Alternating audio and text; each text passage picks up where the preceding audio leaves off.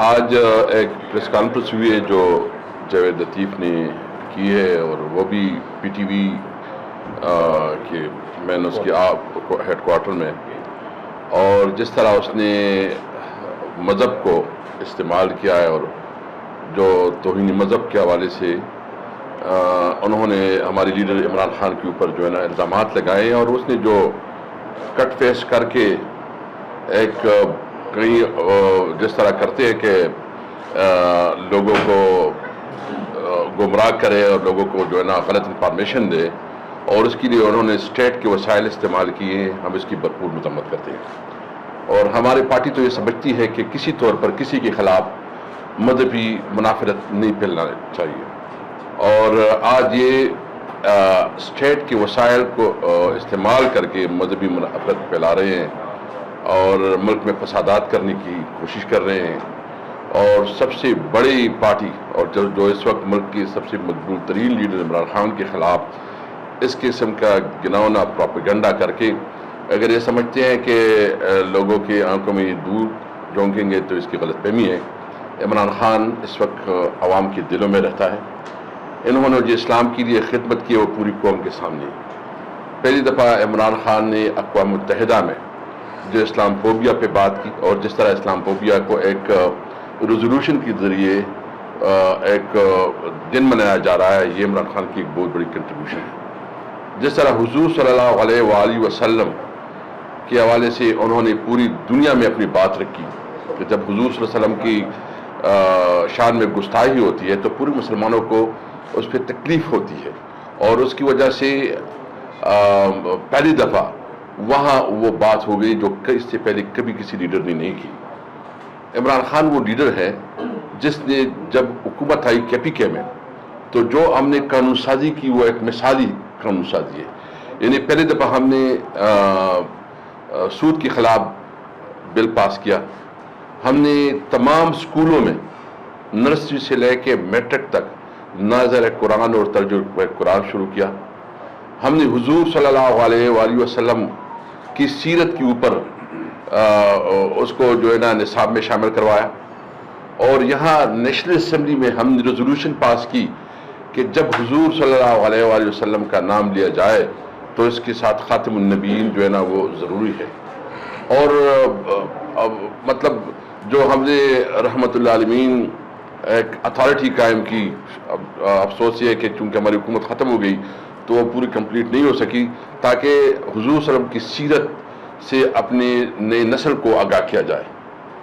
اور جس طرح عمران خان ایک پوری امت مسلمہ کا لیڈر بن گیا ہے، پوری دنیا میں اس کے ساتھ جو ایک محبت کا اظہار کیا جاتا ہے، تو جاوید لطیف جیسا مجھے سمجھ نہیں کہ اس کو اسلام کی خود سمجھ ہے کہ نہیں۔ میرے خیال میں اگر اس سے آپ جو ہے نا کل اللہ وحد یہ کل اس سے پڑھوائے شاید وہ بھی نہ پڑھ سکے اس کا، اور وہ جو نہ آ کے ایک مذہبی منافرت پھیلاتا ہے اپنے سیاسی مقاصد کو حاصل کرنے کے لیے، جو قابل مذمت ہے۔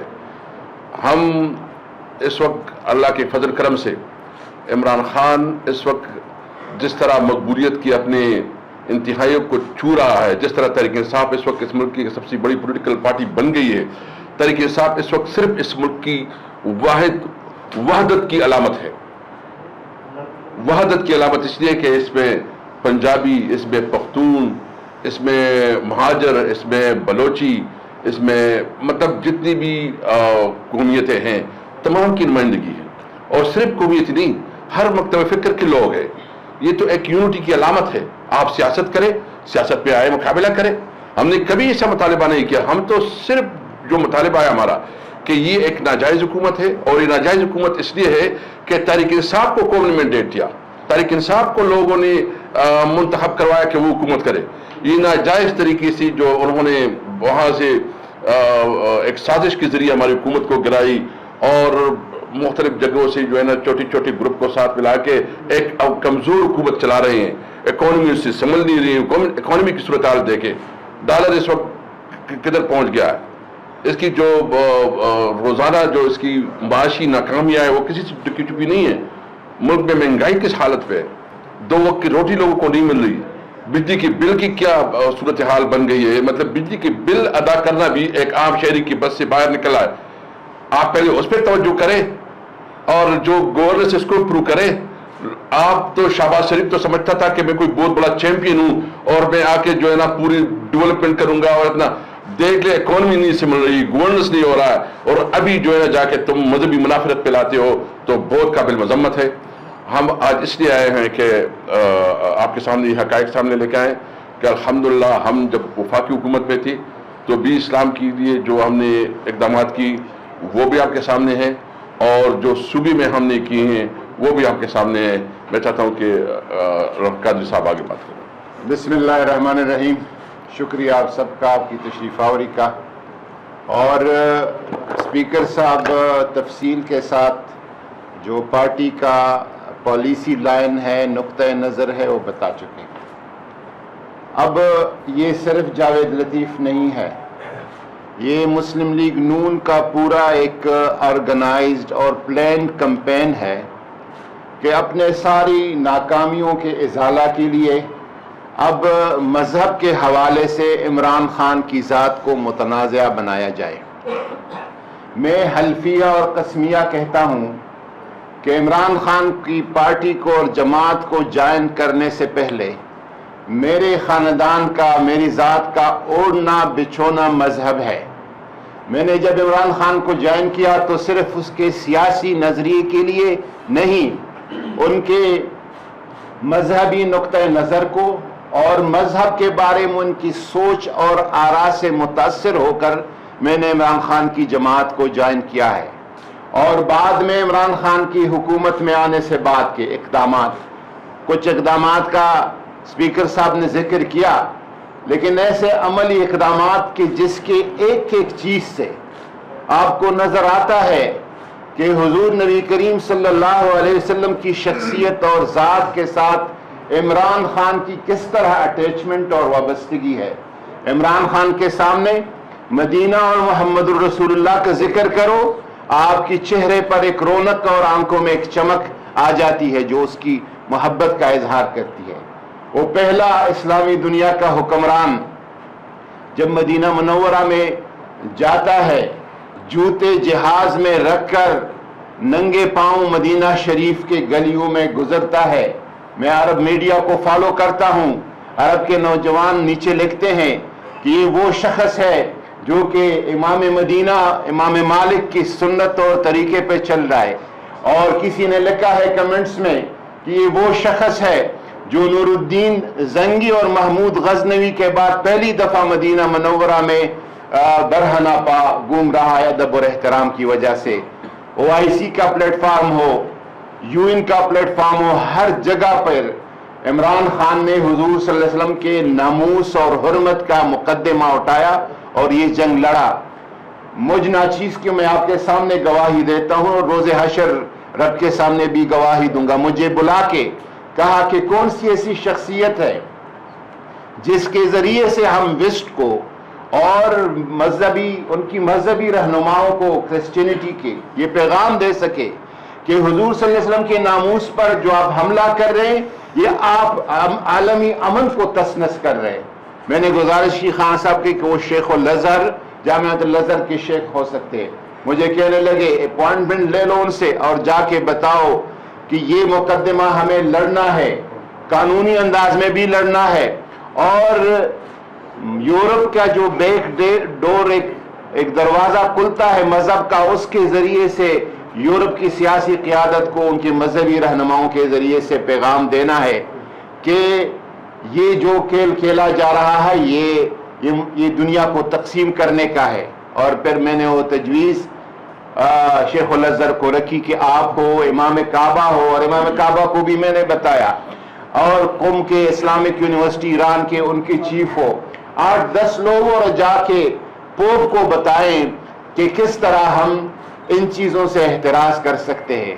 عمران خان نے ایک اپنا فریضہ سمجھ کر, حضور صلی اللہ علیہ وسلم سے محبت کا اپنا ایمان کا حصہ سمجھ کر یہ جنگ لڑی ہے. اب اگر کوئی اس حوالے سے عمران خان پر الزامات لگا رہا ہے, وہ اپنی شخصیت اور کاٹ کو بڑا بنانے نمبرز بنانے کا گیم کھیل رہا ہے، وہ بہت ایسی جگہ تھوک رہا ہے کہ وہ تھوک واپس ان کے منہ پہ پھرے گا۔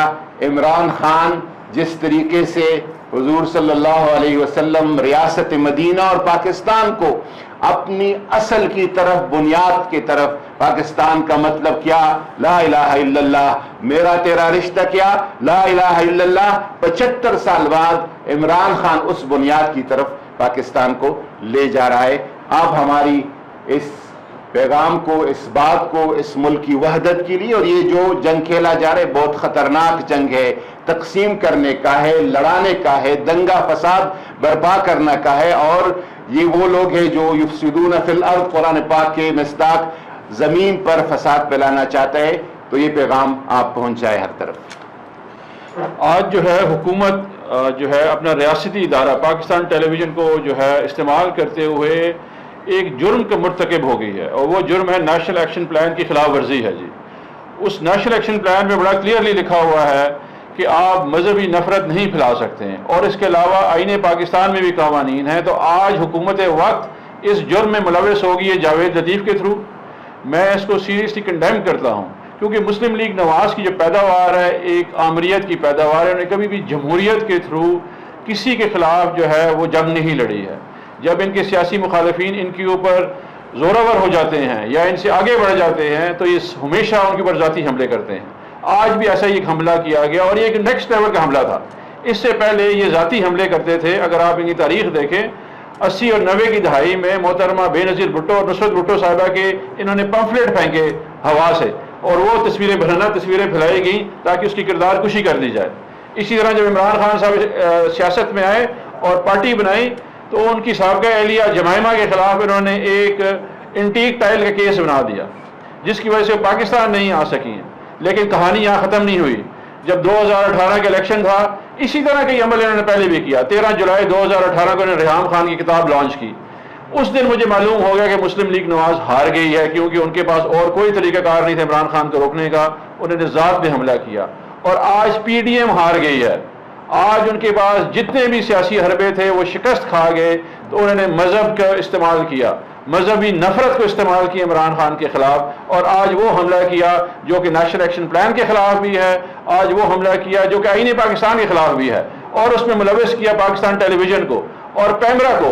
آج میں پیمرا سے پوچھنا چاہتا ہوں، چیئرمین پیمرا کو، کہ آپ کی ایکسٹینشن ہوئی ہے، اس ایکسٹینشن کا یہ فائدہ دیں گے آپ عوام کو کہ جس میں آپ ایک ٹیلی تھان جو کہ سیلاب زدگان کے لیے ہو رہی تھی، اس ٹیلی تھان کو تو آپ نے کٹوا دیا، چینلوں کو پریشرائز کیا، کیبل ٹیلی ویژن کو، لیکن آج آپ کو توفیق نہیں ہوئی جب مذہبی نفرت پھیلائی جا رہی تھی کسی چینل کو انسٹرکشن دیتے کو نہ ایئر کیا جائے۔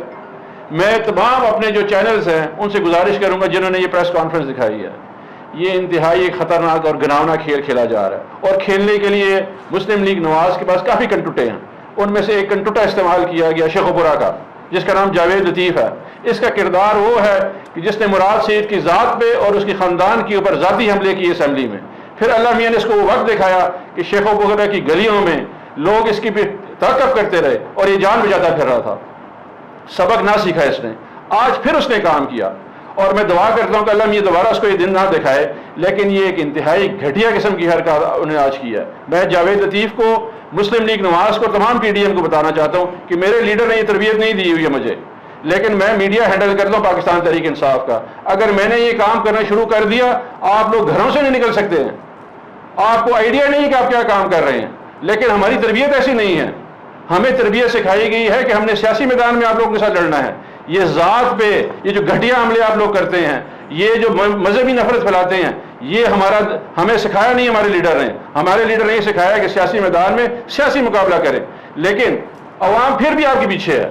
میں آپ کو یقین دہانی کرتا ہوں کہ آپ لوگوں کو بغیر اس وجہ کی بھی، جو مہنگائی آپ نے کی ہوئی ہے، جو ظلم آپ نے کیا ہوا ہے، جس طرح میڈیا روکا ہوا ہے، ہماری آوازیں روکی ہوئی ہیں، جس طرح آپ نے 25 مئی میں لوگوں کے ساتھ ظلم اور تشدد کیا ہوا ہے، یہ وہاں ویسے بھی آپ کو نہیں چھوڑنے لگی ہے۔ آپ یہ کوشش نہ کریں مذہبی نفرت والی، ویسے بھی آپ گھر سے نہیں نکل پائیں گے، وہ دن دور نہیں ہے۔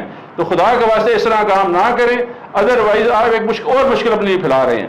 اور تمام میڈیا کے دوستوں سے میں ایک گزارش کروں گا، التماس کروں گا کہ ایسے ایک گھٹیا شخص کو آپ ٹی وی پہ نہ چھوڑا کریں جو کہ انتشار پھیلا رہے ہوں، کیونکہ ان کے پاس سیاست کے لیے کچھ نہیں بچا۔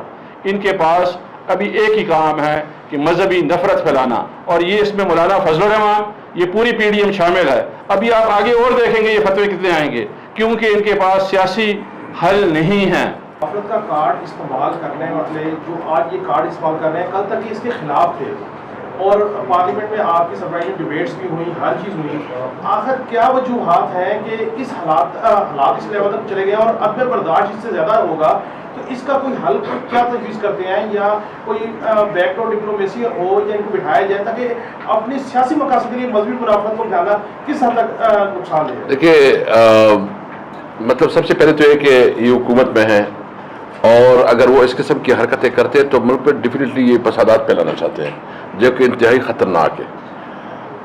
ہم نے ہمیشہ، جو آپ کو پتہ ہے کہ ہماری پارٹی اس پہ بلیو کرتی ہے کہ ہم کبھی بھی مذہب کسی کے خلاف نہ استعمال کریں۔ یہ جو مدینہ میں واقعہ ہوا ہے، ہماری پارٹی کا اس کے کیا تعلق تھا؟ عام عوام نے جو ہے نا وہ کی، وہ بھی انہوں نے ہمارے خلاف استعمال کیا، اور یہ جو اس قسم کی حرکتیں کر رہے ہیں، یہ اس کا مطلب یہ ہے کہ یہ ذیلی طور پر مان گئے ہیں کہ یہ ہمارا مقابلہ نہیں کر سکتے، عمران خان کا مقابلہ نہیں کر سکتے، تو یہ اس ہتھ کنڈوں پہ آئے ہیں جہاں ان کی اخلاق کی زوال شروع ہو گئی ہے۔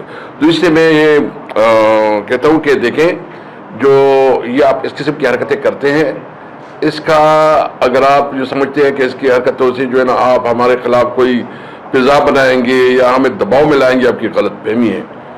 ہم نے مجھے خان صاحب نے ایک رسپانسبلٹی دی ہے، اور میرے ساتھ قادری صاحب اور جو پرویز خٹک صاحب بھی ہے، اور قاسم سوری ہے، اور ہمارے ساتھ دورانی صاحب ہے، تو ہم ایک پورا پلان بنا رہے ہیں کہ ہم نے مدینہ کی ریاست کے لیے کیا بنیادی اقدامات کرنے ہیں۔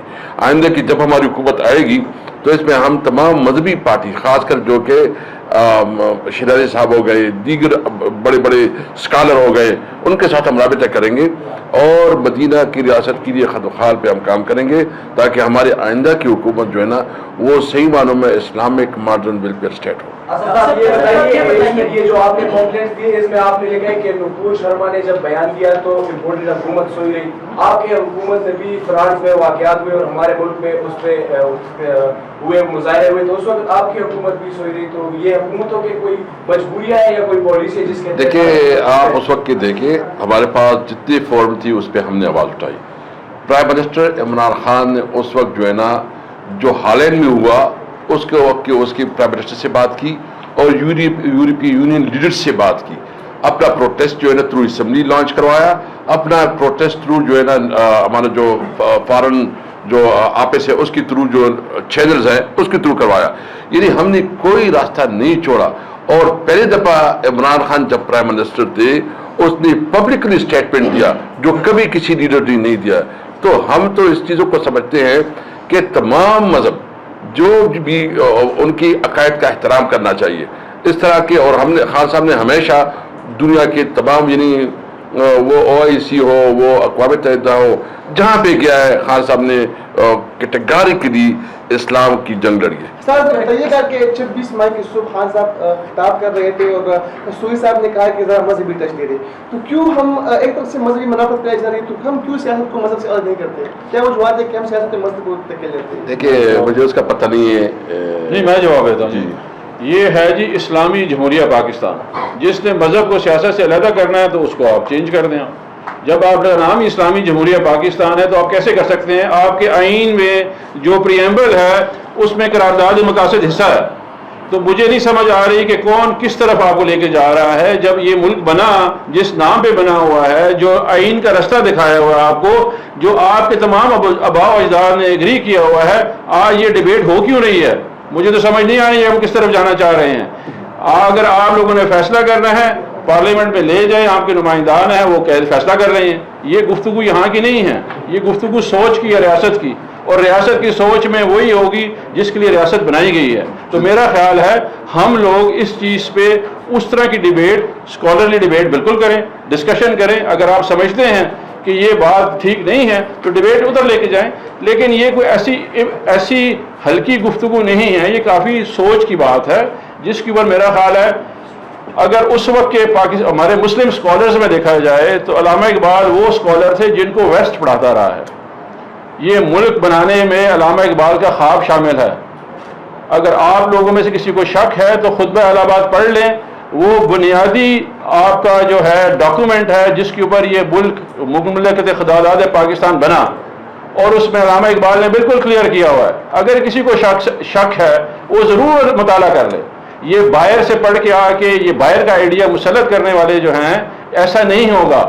یہ واحد ریاست ہے جس کو مدینہ کی ریاست کے بعد، مدینہ کی ریاست میں پہلے میثاق ہوا، پھر ریاست بنی، شہریوں نے بنائی.